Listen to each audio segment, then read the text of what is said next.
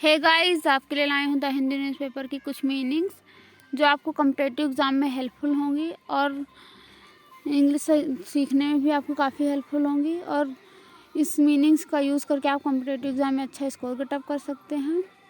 और आपको उसकी हेल्प के लिए बता दें, मीनिंग को लर्न करने के लिए, कि जितनी भी मीनिंग है सभी मीनिंग से रिलेटेड मैंने फिगर भी पेस्ट कर दिया है, जिसे आप बहुत ईजिली तरीके से लर्न कर सकते हैं और कॉम्पिटिटिव एग्ज़ाम में अच्छा स्कोर गेटअप कर सकते हैं।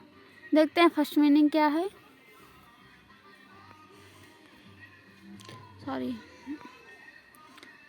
फर्स्ट मीनिंग है सबटल। सबटल की स्पेलिंग है SUBTLE। सबटल मीन्स होता है सूक्ष्म, गूढ़, कुशाग्र, बुद्धि, जटिल, कोमल, चालाक, पतला, सुंदर, रहस्यपूर्ण, तीव्र, कठिन, तीक्ष्ण। यानी गूढ़ यानी कि बहुत जो सीक्रेट हो, बहुत डीप हो, यानी गहराई से किसी चीज़ को लिया जाए उसे गूढ़ कहते हैं। या सूक्ष्म यानी बहुत छोटा हो, उसके लिए सूक्ष्म कह सकते हैं। कुशाग्र बुद्धि यानी कि बहुत तेज़ दिमाग का, जिसे कहते हैं। या फिर शार्प माइंडेड कहते हैं। लाइक इस फिगर में आप देख सकते हैं गर्ल्स को, बहुत शार्प माइंडेड है। उसके बाद जटिल यानी कि बहुत हार्ड हो, उसके लिए कह सकते हैं। कोमल यानी बहुत सॉफ्ट हो, उसके लिए भी कह सकते हैं। और चालाक यानी कि क्लेवर, जिसे कहते हैं बहुत चालाक होना, उसके लिए। या पतला जो है यानी कि एज लाइक इस फिगर में आप देख सकते हैं गर्ल्स जो है कितनी पतली है, चाइल्ड है कोई भी। या फिर जो है सुंदर, बहुत खूबसूरत होना जो है, उसके लिए ब्यूटीफुल यूज़ कर सकते हैं। रहस्यपूर्ण यानी जिसे सीक्रेट या मिस्ट्री कहते हैं, उसके लिए यानी कि बहुत रहस्यपूर्ण यानी कि बहुत छिपा हुआ हो, तो उसके लिए कह सकते हैं। या तीव्र यानी शार्प, जिसे तेज कहते हैं। कठिन यानी बहुत हार्ड हो, उसके लिए कह सकते हैं। या तीक्ष्ण यानी बहुत तेज। तो इसे फर्स्ट मीनिंग है जो आप इस फिगर को देख के लर्न कर सकते हैं और इस गर्ल्स को देख के सबटल और कहीं भी यूज़ कर सकते हैं कई तरीके से। और देखते हैं नेक्स्ट मीनिंग क्या है। नेक्स्ट मीनिंग है इन्वोक्ड।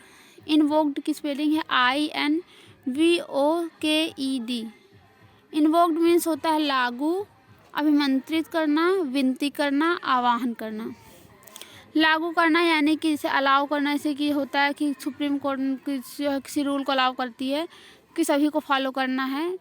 जैसे कि टाइम जैसे कि जो है उसका गर्ल्स मैरिज एक्ट के तहत सब गर्ल्स की एज मैरिज के लिए 18 से 21 कर दी गई है, तो एक तरीके से लागू कर दी गई जिसे पूरा इंडिया फॉलो करेगा। इस तरीके से सुप्रीम कोर्ट अपना ऑर्डर इस तरीके से दिखाती है। अभिमंत्रित करना या फिर विनती करना, किसी से मतलब अपना विनती करना काम करने के लिए। या आवाहन जिसे कहते हैं कि बुला करके, साथ करके किसी चीज़ को करवाना, तो वहाँ पर हम इन्वोक्ड यूज़ कर सकते हैं। और देखते हैं नेक्स्ट मीनिंग क्या है। नेक्स्ट मीनिंग है डीम्ड। डीम्ड की स्पेलिंग है DEEMED। डीम्ड मीन्स होता है मान लेना, विचार करना, निर्णय करना, मानना, ख्याल करना, समझना, इरादा करना, विचारना। मान लेना यानी किसी चीज़ को सपोर्ट कर लेना। सपोज दैट जो है किसी भी बात को मान लेते हैं, बहुत जल्दी ही उसे सहमत हो जाते हैं, उसके लिए यूज़ कर सकते हैं। इसे सपोज यूज़ कर सकते हैं। इसके लिए विचार करना यानी कंसर्न, जिसे कहते हैं कि किसी चीज़ पे विचार विमर्श करना, सही है गलत है। या फिर इस फिगर में आप देख सकते हैं कि ये दो पर्सन इस हाउस के लिए कुछ विचार कर रहे हैं कि घर में कितना खर्चा है या कैसे भी हो, तो ये दो पर्सन बैठ करके अपना कंसर्न कर रहे हैं, उसके लिए यूज़ कर सकते हैं। निर्णय करना यानी डिसीजन, जिसे कहते हैं फैसला करना कि जो है क्या सही है क्या गलत है। या फिर मानना, और सपोज हो गया यानी कि किसी चीज़ को मान लेना। या ख्याल करना, किसी चीज़ के विषय में सोचना, उसी को कहते हैं। या समझना यानी किसी बात को समझदारी तरीके से समझना, वो हो गया। और जो है इरादा करना यानी इंटेंशन अपना करना कि मेरा इंटेंशन क्या है, इरादा क्या है, मेरी इच्छा क्या है, जिसे डिज़ायर भी कह सकते हैं। और विचारना यानी किसी चीज़ में विचार विमर्श करना, जिसका सिनोनिम्स नॉर्मली होता है कंसर्न या फिर जो है डिसीजन, आप कुछ भी कह सकते हैं। और देखते हैं नेक्स्ट मीनिंग क्या है। नेक्स्ट मीनिंग है प्रोरोग्यूड। प्रोरोग्यूड की स्पेलिंग है PROROGUED। प्रोरोग्यूड मीन्स होता है सत्रावसान, स्थगित करना, टालना, मुलतवी करना, अवसान करना। सत्रावसान यानी कि सत्र का टाइम जिससे ख़त्म हो जाता है उसको कहते हैं। स्थगित करना यानी कि टाइम को जो है हटा देना, डेट को पीछे आगे कर देना, तो उसको कहते हैं यानी कि पोस्टपोन जिसे कहते हैं, इसका सिनोनिम्स पोस्टपोन होता है। या टालना जैसे कि हटा देना, कि जो है डेट किसी चीज़ का या दूसरी जगह रख देना, स्थगित करना उसे कहते हैं। या मुलतवी करना भी उसी वर्ड को कहते हैं, अवसान भी करना। तो यानी कि जैसे जो है ब्रिटेन का तो ऐसे है पार्लियामेंट, इसी तरह इंडिया का भी है। तो वहाँ पर जो है जैसे सत्र ख़त्म हो जाता है या सत्र को जैसे कोरोना टाइम में जो है थोड़ा सा पोस्टपोन कर दिया गया था जो है लॉकडाउन की वजह से, तो उस तरीके से होता है कि पोस्टपोन कर देते हैं सत्र को, तो उसे ही कहते हैं। तो आप इस फिगर को देख के लर्न कर सकते हैं और पोस्टपोन भी इसके लिए यूज़ कर सकते हैं। और देखते हैं नेक्स्ट मीनिंग क्या है। नेक्स्ट मीनिंग है प्रोसीडर। प्रोसीजर की स्पेलिंग है PROCEDURE। प्रोसीडर मीन्स होता है प्रक्रिया, कार्यप्रणाली, क्रियाविधि, प्रक्रिया, कार्य पद्धति, कानूनी व्यवहार, कार्यविधि। प्रक्रिया यानी किसी चीज़ के करने का प्रोसेस, इसका सिनोनिम्स हम प्रोसेस यूज़ कर सकते हैं। यानी कार्यप्रणाली या किसी चीज़ का एक जो है पार्टिकुलर रूल होता है जिसे हम यूज़ करते हैं किसी भी चीज़ करने के लिए। ऐसा एक हम खाना बनाने में भी एक प्रोसेस होता है, पार्टिकुलर प्रोसेस होता है जिसे हम फॉलो करते हैं। या फिर इस फिगर में आप देख सकते हैं जैसे आँख का ऑपरेशन हो रहा है, तो इसके लिए एक पर्टिकुलर प्रोसेस है कि आँख का ऑपरेशन कैसे किया जाए। नहीं तो नॉर्मली तो सभी कर सकते हैं, आँख आदमी को अंधा भी कर सकते हैं। तो हम उसके लिए एक पर्टिकुलर प्रोसेस जो है फॉलो करके उसका डॉक्टर जो है आँख का ऑपरेशन करते हैं। तो इसके लिए आप प्रोसीजर या जो है प्रोसेस कुछ भी यूज़ कर सकते हैं। देखते हैं नेक्स्ट मीनिंग क्या है। नेक्स्ट मीनिंग है एग्रीवेट्स। एग्रीवेट्स की स्पेलिंग है AGGRAVETES। एग्रीवेट्स मीन्स होता है भड़काना, छेड़ना, बिगाड़ना, गंभीरता बढ़ाना, उत्तेजित करना। यानी कि भड़काने, किसी बात पे भड़कना या भड़काना कि जैसे जनता शांत हो तो उस पर जो है हम भड़काते हैं किसी बात को लेकर के, जो है जनता सब भड़क जाती है, अपोज करने लगती है, तो उसके लिए। या छेड़ना यानी किसी को परेशान कर देना, बिना फालतू का उसे गुस्सा कर देना। या बिगाड़ना जैसे कि किसी बने बनाए काम को भी कुछ लोग होते हैं ना कि बिगाड़ देते हैं, तो उसके लिए बिगाड़ना यानी हटा देना, तोड़ देना। या गंभीरता बढ़ाना यानी कि जैसे माहौल बिल्कुल शांत हो तो उसके लिए गंभीर कर दिया जाए, यानी कि किसी बात पे या कुछ करके।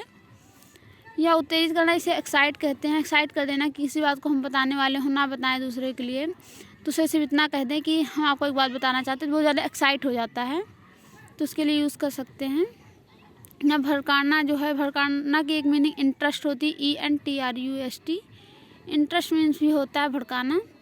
तो इस फिगर में आप देख सकते हैं आयोडीन डिफिशियंसी एग्रीवेट्स PCOS थायराइड। यानी कि आयोडीन जो होता है वो जो है थायराइड से डिफेंस करता है और प्रोटेक्ट करता है। तो उसके लिए भी जनता भड़क सकती है अगर उसे जो है इनफ एडिक्वेट ना मिले जो है आयोडीन, तो उसके लिए भी जनता भड़क सकती है, क्योंकि एक उसका भी अधिकार है स्वस्थ रहने का, तो उसके लिए यूज़ कर सकती है। जो एग्रीवेट्स वहाँ भी यूज़ कर सकते हैं, आप कई तरीके से यूज़ कर सकते हैं। देखते हैं नेक्स्ट मीनिंग क्या है। नेक्स्ट मीनिंग है प्रिसाइड। प्रिसाइड की स्पेलिंग है PRESIDE। प्रिसाइड मीन्स होती है अध्यक्षता, अध्यक्षता करना, सभापतित्व करना, सभापति होना, अधिकार पद पर बैठना, अध्यक्ष होना। अध्यक्षता करना यानी किसी चीज़ का लीडरशिप जैसे करना, उसे चेयरमैन कौन होता है, यानी कि जैसे कोई भी पार्टी है तो उसका चेयरमैन कौन है कि वो किसे फॉलो करेगा, यानी जो एक मेन होता है जिसका रूल सब फॉलो करते हैं, तो उसके लिए अध्यक्षता करते हैं। या फिर जो है अध्यक्षता, एक अध्यक्ष मेन होता है, चेयरमैन जिसे कह सकते हैं। या सभापतित्व करना, जैसे कि जो है उसमें लोकसभा में जो है स्पीकर होता है जो कि अध्यक्षता करता है, स्पीकर पूरे उसको सबको कंट्रोल करता है, हैंडल करता है पूरा मैनेज सिस्टम को। और जो है या फिर राज्यसभा में एक सभापति होता है जो कि वाइस प्रेसिडेंट होता है, चेयरमैन, जो कि पूरे सिस्टम को बिल्कुल मैनेज करता है, लीड करता है। या एक सभापति होता है, जैसे कि हर देश में एक जो है अपना पर्सनली एक अध्यक्ष होता है जिसके रूल्स पे सभी फॉलो कर चलते हैं। एज लाइक इस टाइम इस फिगर में आप देख सकते हैं कि ये हमारे मोदी जी हैं, प्रेजेंट टाइम के जो है प्राइम मिनिस्टर, जिनको सब फॉलो कर रहे हैं। जो है कुछ भी ना हो तो एक बहुत CM है जो कि हमारे कंट्री के, तो हम इनका रूल ज़रूर ही फॉलो करेंगे, बिकॉज एक तरीके से राजा हैं, तो उनके जो है एक सभापति हैं, तो उनके लिए प्रिसाइड यूज़ कर सकते हैं। या ये जो हमारे देश का जो है हर जगह फॉरेन पॉलिसी में या अदर कंट्रीज़ में जाकर के जो है चेयरमैन लीड करते हैं चेयरमैन के तरीके से, तो उसके लिए हम प्रिसाइड यूज़ कर सकते हैं। और देखते हैं नेक्स्ट मीनिंग क्या है। नेक्स्ट मीनिंग है रिज्यूम। रिज्यूम की स्पेलिंग है RESUME। रिज्यूम मीन्स होता है बायोडाटा, संक्षिप्त विवरण, दोबारा आरंभ करना, फिर से शुरू करना, पुनः आरंभ करना, पुनः शुरू करना। बायोडाटा यानी किसी का संपूर्ण विवरण जो होता है, पूरी तरीके से पूरी बर्थ सर्टिफिकेट से लेकर डेथ सर्टिफिकेट तक का, या फिर जनरली जो है किसी का बर्थ सर्टिफिकेट या उसका एजुकेशन सर्टिफिकेट जितना भी हो, तो उन सबको मिला के बायोडाटा कह सकते हैं। या संक्षिप्त विवरण यानी कि किसी चीज़ का पूरा लाइफ हिस्ट्री, पूरा जो है बायोग्राफी जानना, उसको भी कह सकते हैं।